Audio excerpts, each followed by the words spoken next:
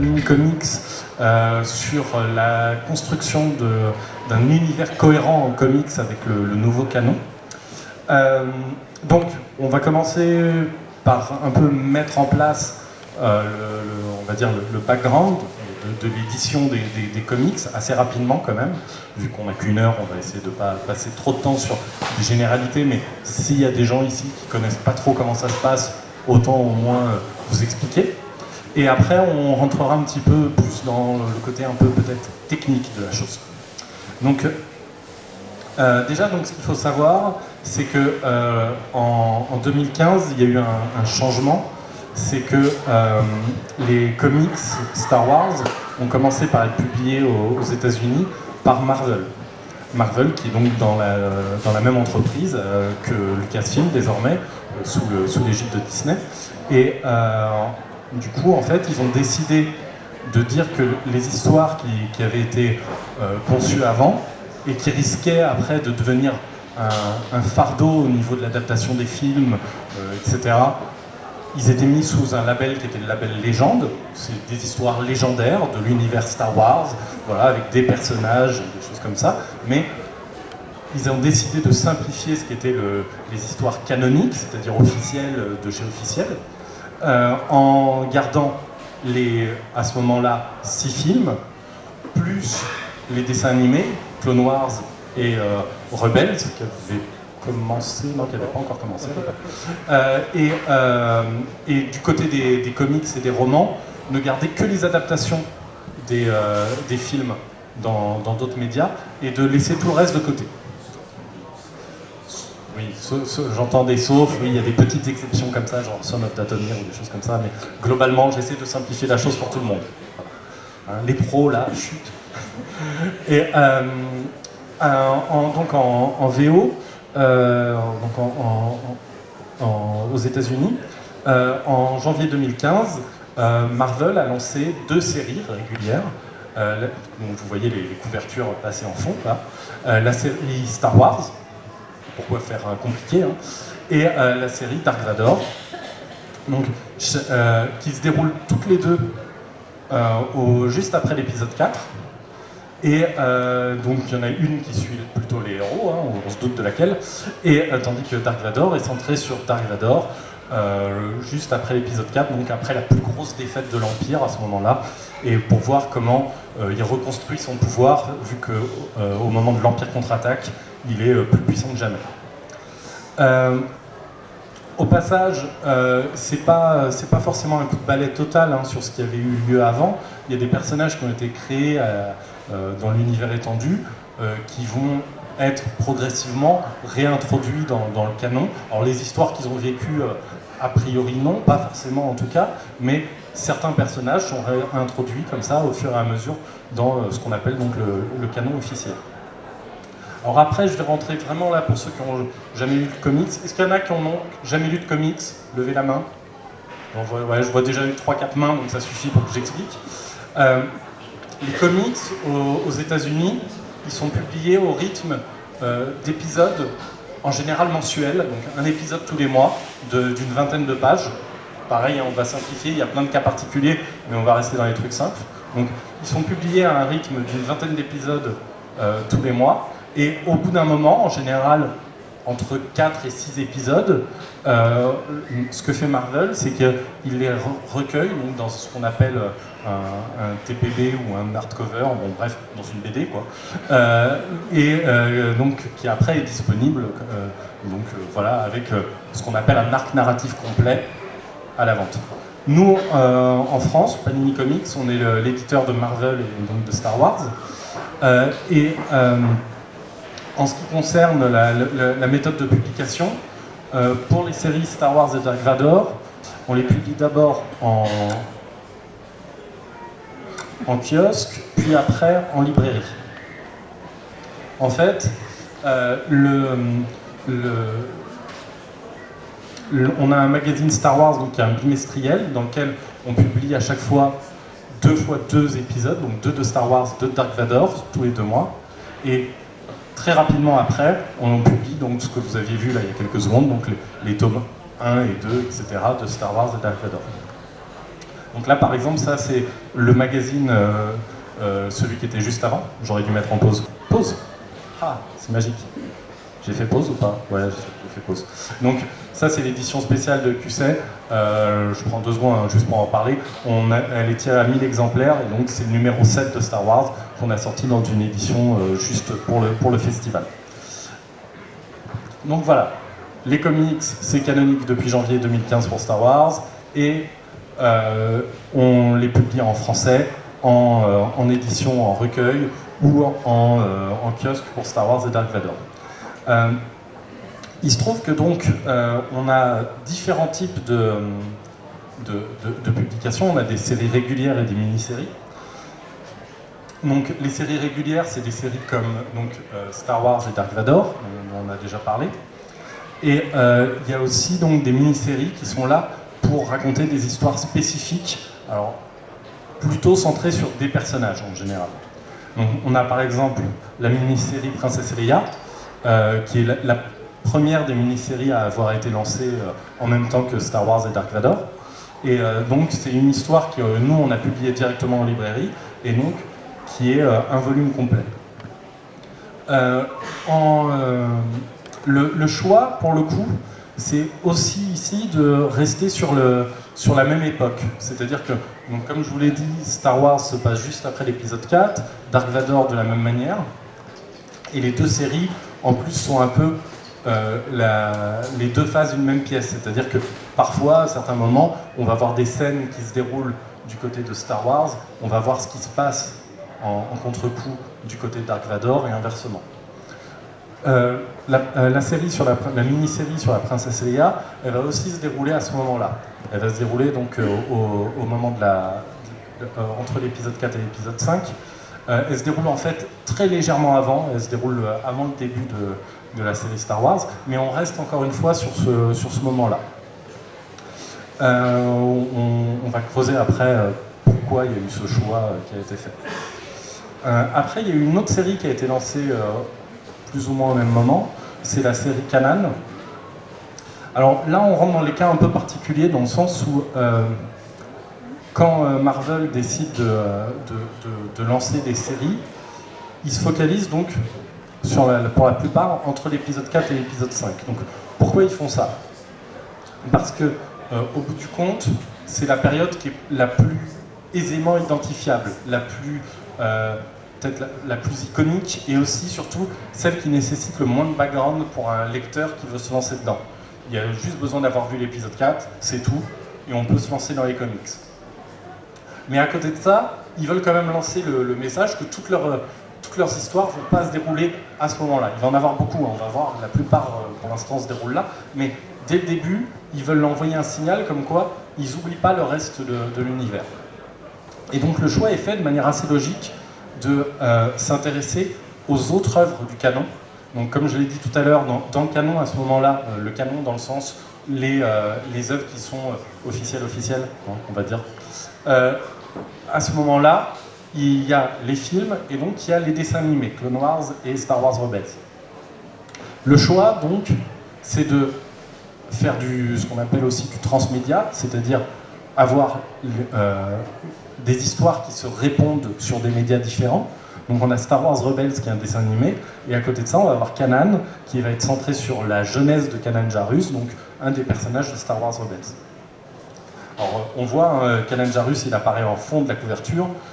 On va s'intéresser en fait au moment où il était, c'était le sous-titre de la série au moment de son lancement, le dernier Padawan, et donc juste après l'Ordre 66, donc à la fin de la Revanche des Sith. Le choix du coup, c'est à la fois de dire on se place en lien avec Star Wars Rebels, mais aussi avec la prélogie, parce que pour le coup, on se met à la fin de l'épisode 3.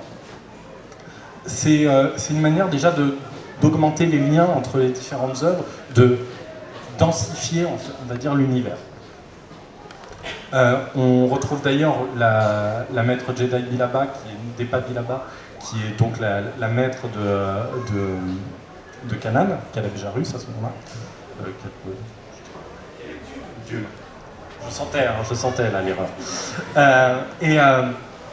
après, d'un point de vue éditorial, Marvel savait au moment où il lançait Kanan que c'était la série la plus risquée.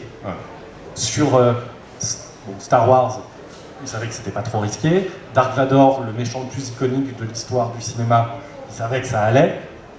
Princesse Leia, c'était une mini-série, donc de toute façon, c'était des risques beaucoup plus contrôlés, sur lesquels en plus ils avaient mis des auteurs connus.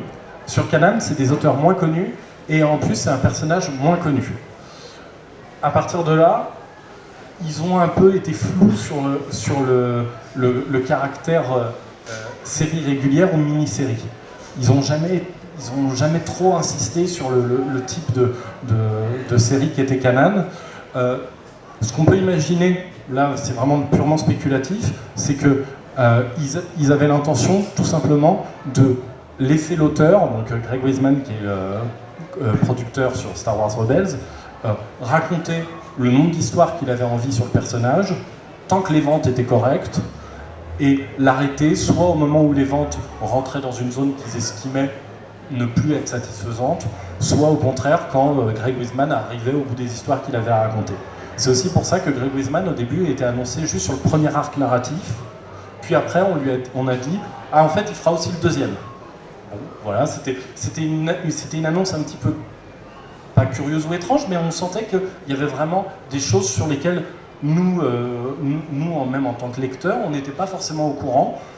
C'est pour ça que Kanan a une place un petit peu à part. Au bout du compte, ce sera ce qu'on pourrait appeler une maxi-série, c'est-à-dire ils ont fait 12 épisodes, donc l'équivalent de 2 tomes. C'est plus long qu'une mini-série, c'est quand même pas vraiment une série régulière. Voilà. Mais donc ils ont fait 2 tomes, où c'est la même équipe créative du début à la fin quasiment. Greg Weisman et Pepe Larraz, avec donc les dessins magnifiques de Pepe Larraz dessus. Alors la petite pause, genre je regarde sur mon téléphone pour voir où j'en suis. Oui, tout à fait. Hop. Donc, on voit qu'au niveau donc, des différents moments, on est soit entre l'épisode 4 et 5, soit au niveau de la prélogie. Il y a quelque chose qui est assez logique là-dedans, c'est le fait de ne pas s'approcher des zones, on va dire, sur lesquelles il peut avoir le moindre danger. C'est-à-dire, au début, il refuse d'aller trop dans la prélogie, parce que c'est une partie de la saga où les avis ne sont pas forcément tous unanimes. Voilà. Autant sur la trilogie ça va, autant sur la prélogie, il y a, on va dire, les pour ou les contre. Hein. Et du coup, il préfère ne pas trop s'investir là-dedans dès le début. Pareil, ils ne vont pas aller vers le post-épisode 6, parce que, évidemment, à ce moment-là, on n'en sait encore pas grand-chose sur le réveil de la Force. Donc, il y a vraiment un côté, on fait attention aux infos qui s'échappent. Alors, petit à petit, il rajoute des nouvelles mini-séries, au premier rang desquelles on a Chewbacca, qui donc se situe aussi entre l'épisode 4 et 5.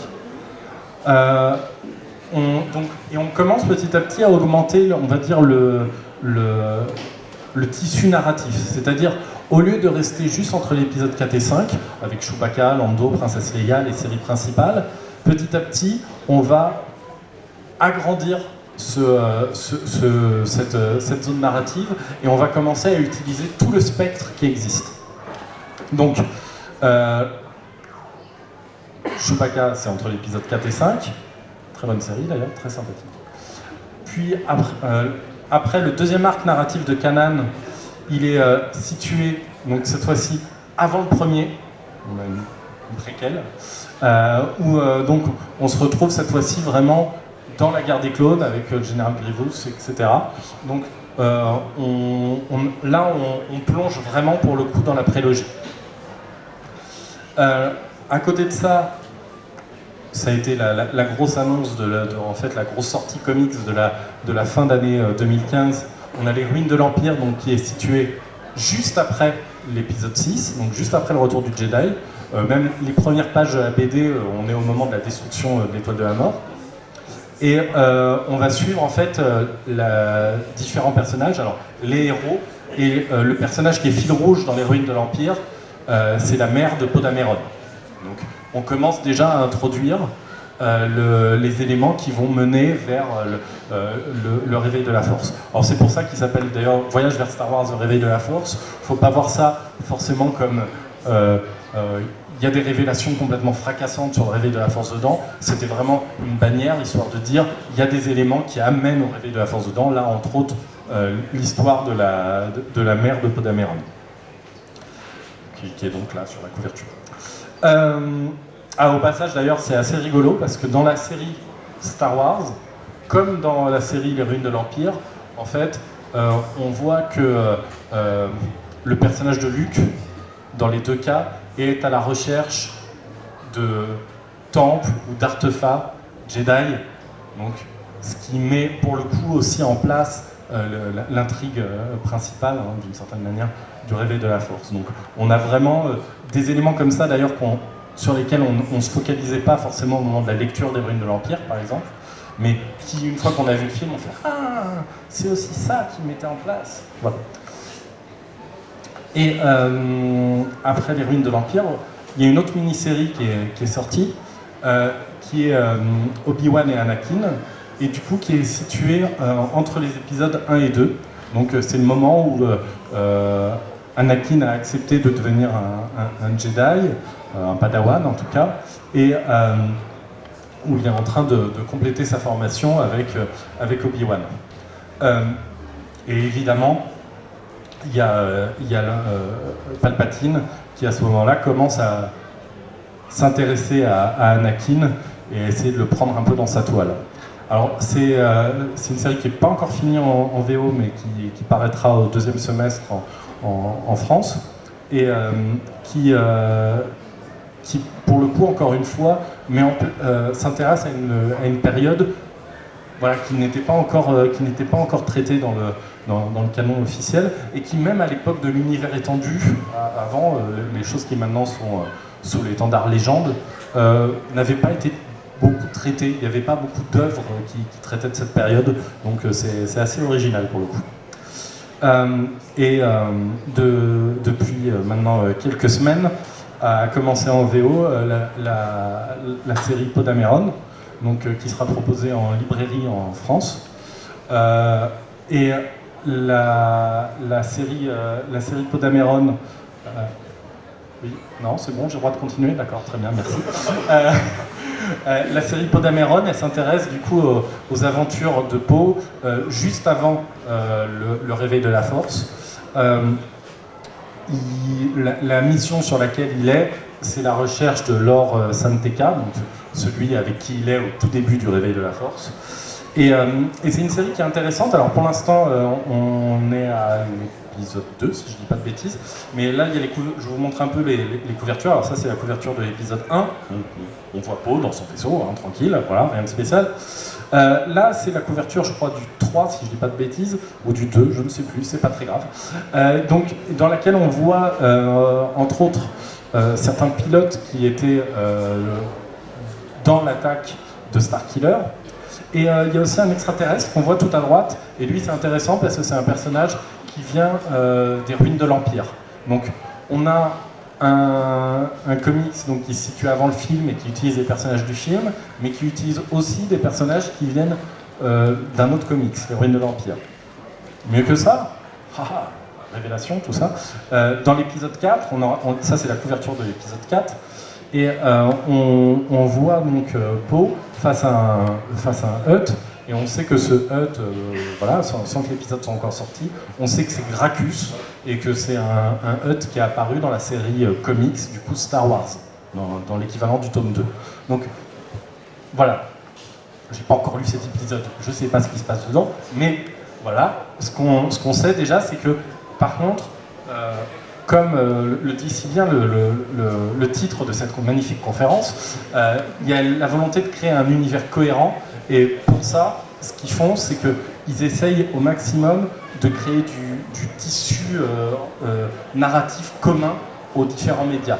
On le voit avec Kanan, on le voit là avec Poe, on le voit avec chacune des séries, il y a des rappels de l'un à l'autre qui petit à petit racontent une grande histoire, une grande saga. Après tout, c'est normal, c'est aussi ça qu'on aime dans Star Wars. Ce qui est intéressant chez Marvel, c'est le choix aussi qu'ils ont fait au niveau des auteurs. C'est-à-dire que ils ont choisi des auteurs très spécifiques, on va dire, pour lancer les séries Star Wars. Ils ont choisi, par exemple, donc, sur Star Wars, Jason Aaron, qui est sans doute l'un des meilleurs scénaristes de comics actuellement, voire tout court. C'est un scénariste qui est capable de tout écrire. Dans la série Thor, Dieu du tonnerre, il va écrire un récit complètement épique et démesuré sur plusieurs époques, etc. Dans Wolverine and the X-Men, il va faire quelque chose de beaucoup plus soap et avec beaucoup d'humour. Dans d'autres titres, comme voilà, il va écrire des polars extrêmement sombres. Voilà. Et à côté de ça, il va aussi, sur Star Wars, il va vraiment adapter son écriture pour proposer une écriture cinématographique. La manière on va dire, d'écrire ses scripts pousse ses dessinateurs à vraiment adopter une manière de dessiner très cinématographique, avec des plans larges, un découpage vraiment rythmé, etc. On le retrouve aussi bien chez le dessinateur du premier arc que chez Stuart Immonen sur le deuxième tome, etc., etc. À côté de ça, Kieron Gillen, donc, qui écrit Dark Vador, c'est un scénariste qui est habitué à écrire les méchants. Il a écrit une longue histoire sur Loki, il a une histoire qu'il écrit sur des super soldats nazis. Il a écrit aussi une équipe de X-Men au moment où il flirtait le plus avec les méchants, avec entre autres Magneto, etc. Donc il a vraiment un vrai plaisir à écrire des personnages avec des facettes négatives, et il a un type d'écriture qui fait que au long cours, on va dire, c'est-à-dire il aime mettre en place des éléments qui vont pas forcément être compris au premier épisode, ni au deuxième, ni au troisième, mais peut-être au 6, 10e, 12e épisode, il va se resservir d'un élément qu'il a introduit au début. Et ça, c'est quelque chose avec lequel il est très fort. Alors après, là, on a un cas un peu particulier, on a le cas de Lando avec Charles Soule et Alex Maliff. Alex Maliff, c'est un dessinateur qui est habitué généralement à des trucs qui tiennent plutôt du polar, comme Daredevil ou Scarlet. Et là, donc, sur Lando, on a l'histoire d'un casse, donc c'est vrai qu'on retrouve quand même un petit peu ce type d'imagerie avec lequel ça colle bien. Et sinon, mais c'était surtout pour Charles Soule que je m'arrêtais là-dessus, parce que Lando, donc, c'est le premier comics qu'il écrit, c'est la deuxième mini-série juste après Princesse Leia. Et il se trouve qu'en fait, ça lui a bien plu d'écrire du Star Wars, parce que du coup, derrière, il écrit Obi-Wan et Anakin, puis Poe Dameron. Donc voilà, il reste vraiment là pour écrire plein d'histoires. Et c'est un choix qui montre aussi une volonté pour Marvel, non seulement de mettre ces bons auteurs, mais en plus d'essayer de garder, on va dire, un noyau dur d'artistes. Marco Checchetto, qui dessinait les ruines de l'Empire, après va dessiner Obi-Wan et Anakin. Phil Noto, qui fait Chewbacca, après il est sur Poe Dameron, etc. Donc c'est pas forcément une volonté de facilité, parce que par exemple sur la série, là normalement si j'ai bien fait mon truc, c'est Han Solo qui apparaît. Sur la série Han Solo, bravo, je suis content de moi. Sur la série Han Solo, c'est des nouveaux auteurs, c'est la première scénariste qui mettent sur une série Star Wars, Marjorie Liu, c'est Liber Mejo aux couvertures, et c'est Mark Brooks au dessin. Alors c'est à moitié un nouvel auteur, il avait déjà fait des couvertures, mais pour le coup là il va faire les intérieurs, et il est très content de les faire d'ailleurs. Mais voilà, il y a une vraie volonté à la fois d'inviter des nouveaux auteurs, de changer, d'avoir des scénaristes ou des dessinateurs régulièrement nouveaux. Entre autres, la série Star Wars n'arrête pas de changer de dessinateur, mais avec à chaque fois des dessinateurs très en vue, etc. Et à la fois de garder un petit peu un cœur de scénariste, par exemple, un peu plus restreint, pour sans doute plus de cohérence et on va dire un brainstorming qui est sur les mêmes personnes. J'ai été clair là sur la dernière phrase, ça allait à peu près, hein. En gros, vous avez compris l'idée. Voilà. Alors, donc là au niveau des périodes qui vont être, ciblées, on reste encore un peu sur les mêmes. Par contre, Han Solo donc, va être situé entre l'épisode 4 et 5, je ne vais pas dire de bêtises. Bon, pour Star Wars et Dark Vador, ça avait été dit. Et Lando, pareil, c'est entre l'épisode 4 et 5. On n'a pas forcément une date très précise, mais voilà, en tout cas, c'est avant l'épisode 5, c'est avant de le découvrir dans l'Empire contre-attaque qu'on suit ses aventures. Il y a d'autres séries qui ont déjà été soit annoncées, soit qui sont en rumeur. Par exemple, il va avoir une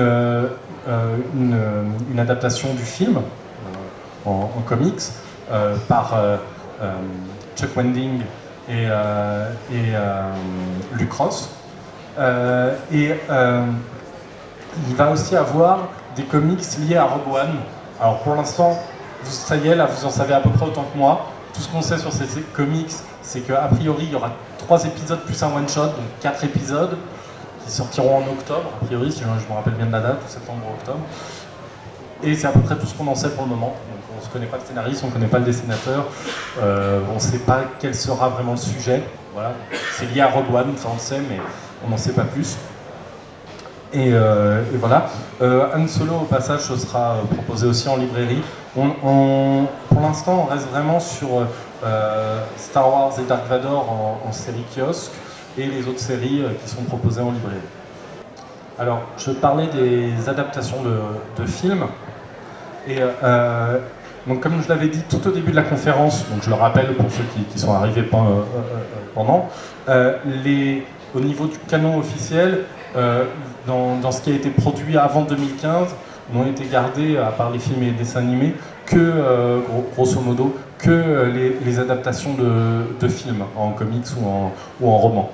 Et il se trouve que, en ce qui concerne les adaptations de Un Nouvel Espoir, L'Empire contre-attaque et Retour du Jedi, Marvel a proposé des nouvelles versions l'année dernière, des versions donc avec des nouvelles couvertures par Adi Granov, une nouvelle colorisation, des intros par des acteurs des films comme Peter Mayhew, et un plus grand format. Alors nous on va vous les proposer donc, à la fin de l'année, en septembre, octobre et novembre. Septembre pour Un Nouvel Espoir, octobre pour l'Empire contre-attaque, novembre pour le Retour du Jedi. Et ça va être des éditions très grand format. On va vous proposer un format plus grand qu'aux États-Unis, donc vraiment grand. Et où en fait il y aura une surjaquette, donc couvrir la couverture. Oh non! Mais par contre, vous pourrez utiliser cette surjaquette, oh oui, pour faire un poster géant de chacun des films. Donc ça il se déplie pour faire un poster encore plus grand. Voilà. Voilà, j'ai fini, je suis allé beaucoup trop vite. Mais j'ai fini en gros ce que j'avais à dire sur le sujet. Par contre, si vous avez des questions, n'hésitez pas, vu que je suis allé trop vite en plus, j'ai largement le temps. Voilà. Oui, bonjour. Qu'en est-il de la publication de C3PO ? Alors, en ce qui concerne C3PO, en fait, on avait un plan, et vu qu'on est des gens qui travaillent beaucoup, on réfléchit toujours à se dire, est-ce que notre plan, il est bien ? Là, au bout d'un moment, on s'est dit que non, en fait, il n'était pas si bien que ça, on peut peut-être faire mieux, etc. Donc pour l'instant, on a une idée de où on veut le publier, mais vu que l'idée, on ne l'a pas encore mis un gros tampon officiel, c'est bon, ça ne bougera plus. Voilà, je préfère pas en dire plus. On ne l'oublie pas, il sera publié en français. De toute façon, l'idée, c'est vraiment de tout publier. Si on publie en kiosque, il sera republié après en librairie. Si on publie en librairie, voilà, il sera publié en librairie. Mais en tout cas, on ne l'oublie pas, on le veut, en plus, il est vachement bien. Voilà, il n'est pas oublié, on y pense. D'ici, normalement, en fin d'année ou début d'année prochaine, il sera en français. Mais pour l'instant, je ne peux pas en dire plus parce qu'on n'a pas de tampon officiel dessus. Donc, voilà. D'autres questions ? Non ? Oui ? Si, peut-être là. Voilà. C'est un officier impérial, alors je vais vous répondre. Vous avez parlé tout à l'heure de la volonté de Disney de réintroduire quelques personnages Legend Ouais. dans l'univers. Est-ce qu'il n'y a pas quand même un risque que tout ça devienne très confus? Non, parce que si vous ne les connaissez pas, bah, ça change rien pour vous. En fait, vous voyez un perso, vous le connaissez pas. Et si vous le connaissez, vous pouvez juste faire ah c'est cool, lui je le connais. Mais en fait, les histoires qui sont liées à lui, bah non, vous les connaissez pas, mais vous connaissez un peu le style de perso que c'est. On voit la Merle Fawn, on est là, ah oui, mais tout ce que je sais ne pourra pas avoir lieu. Ouais, mais c'est pour ça qu'ils le font avec précaution aussi. Hein. Faut pas s'attendre à voir des persos avec un gros historique être réintroduit n'importe comment ou des choses comme ça. Je pense que c'est sur des persos où ils savent vraiment ce qu'ils font, qu'ils vont réintroduire progressivement comme. Est-ce qu'on peut imaginer le crossover en ce moment, maintenant, en publication librairie, en un seul tome, une grosse publication? Ah oui, ce sera le cas. Voilà, c'est sûr. Alors, pour rebondir, expliquer ta question, actuellement dans le mag Comics, qui est disponible à QC et sinon en kiosque, etc., il y a un crossover entre les deux titres, Star Wars et Dark Vador. Dark Vador a été piégé par un autre mec de l'Empire. Et il tombe au milieu des rebelles, son vaisseau est abattu, et du coup les rebelles sont bloqués avec Vador. C'est parce que c'est plutôt dans ce sens-là que ça se passe. Et du coup, c'est un crossover entre les deux histoires, c'est-à-dire que d'un chapitre de Star Wars, on passe à un chapitre de Dark Vador, etc., en suivant comme ça une seule histoire entre les deux titres. Et donc c'est publié dans le kiosque numéro 7, celui qui est disponible actuellement, et dans le 8, qui sera disponible du coup dans 2 mois. Et comme on a vu les tomes 1 et 2 de Star Wars et Dark Vador, il y aura un tome Vador abattu qui contiendra l'intégralité du crossover et qui sera publié d'ici avant la fin de l'année. Pour le coup, le seul petit truc que je peux rajouter, c'est qu'il ne sera pas numéroté pour éviter de devoir forcément le mettre à la suite d'un quelque chose, etc. On évitera la numérotation pour la reprendre avec les tomes d'après. Est-ce qu'on pourrait imaginer voir un jour dans le magazine, Oui. en plus des épisodes de Star Wars et Vador, des petites courtes séries de quelques pages on peut tout imaginer parce que, comme je le disais tout à l'heure, en fait, on remet nos plans un peu à plat à chaque fois pour essayer de trouver les meilleures manières de faire pour les publications VF. Pour l'instant, comme je disais, par contre, on reste sur une publication de Star Wars Dark Vador en kiosque et le reste en librairie. J'aimerais savoir en fait par rapport aux jeux vidéo. Aux jeux vidéo, on a énormément de jeux avec différents héros. Est-ce qu'il y aurait une adaptation en comics justement de ces personnages de jeux vidéo? Alors peut-être dans l'univers étendu, pour le coup là comme ça, je ne sais pas. Par contre, pour l'instant non, il n'y en a pas dans les comics officiels là, depuis 2015. Par contre, comme je le disais, ils essaient vraiment de rajouter pas mal de tissus narratifs entre les différents modes de narration. Donc c'est possible qu'à terme ils le fassent aussi pour des jeux vidéo. Cependant, j'ai l'impression que sur les jeux vidéo récents de Star Wars, vous me détrompez, vous me faites non, t'as tort, tout ça si c'est le cas, mais j'ai l'impression qu'il n'y a pas énormément de scénario dans les. Moi j'ai Battlefront par exemple, le mode scénario, il n'y en a pas. Et dans les autres jeux là auxquels je pense, je vois pas trop de mode scénario, donc j'ai l'impression que si les personnages, il y avait des personnages intéressants dans les jeux vidéo, c'était plus dans l'époque d'avant, quoi, on va dire. J'ai un peu cette impression-là. Voilà. D'autres questions? Il y a un webcomic coréen qui fait partie des nouvelles continuités. Est-ce que vous avez des plans sur une publication papier? Non, pas pour l'instant en tout cas. S'il n'y a plus de questions, je vais vous laisser reprofiter du beau temps. Voilà. Et je vous remercie.